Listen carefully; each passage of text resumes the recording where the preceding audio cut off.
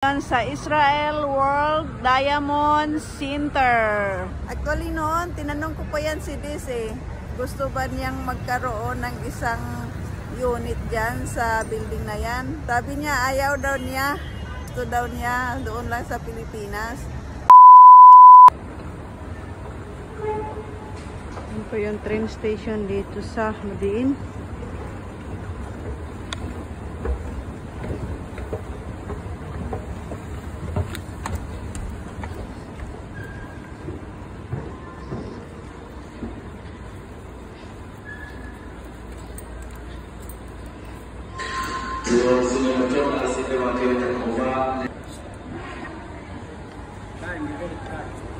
It's time?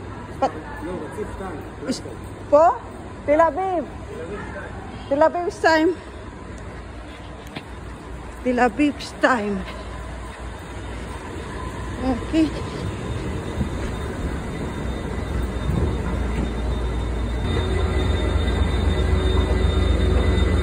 Yeah, naghahabol pa ako. Daraba.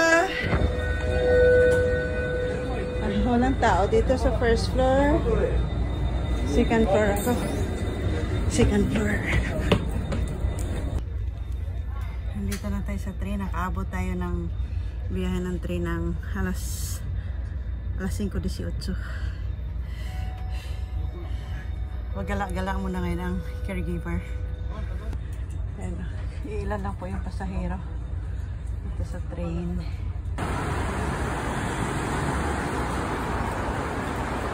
Nandito tayo ngayon sa Israel World Diamond Center.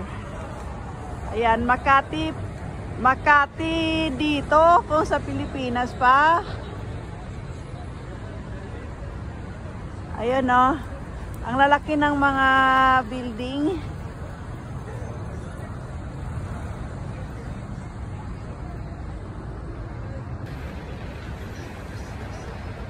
Sa buong Israel, ito po yung lugar, Ramat Gan. Dito po ang paggawaan ng pera. Andito po yun nakatira. Ayun, sa likod ng building na yan, nakatira ang amo ni Des. Mayaman po yung amo ni Des. Ayan. Oh, ang haba ng building. Sobrang haba. Ang haba ng mga building dito, guys. Oh, sobrang haba. Actually noon, tinanong ko pa yan si Diz kung gusto ba niyang magkaroon ng isang unit dyan sa building na yan.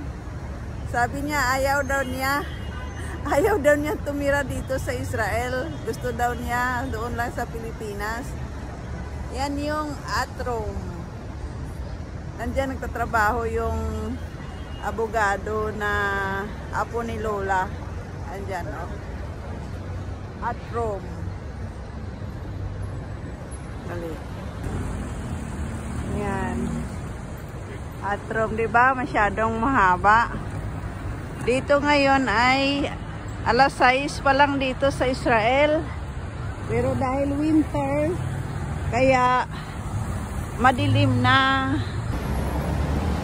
Sa lahat po ng nanonood sa aking mga videos, salamat ng marami. Ingat po kayo palagi. Dito po sa Passover. Oh. Bye po. Peace, not war.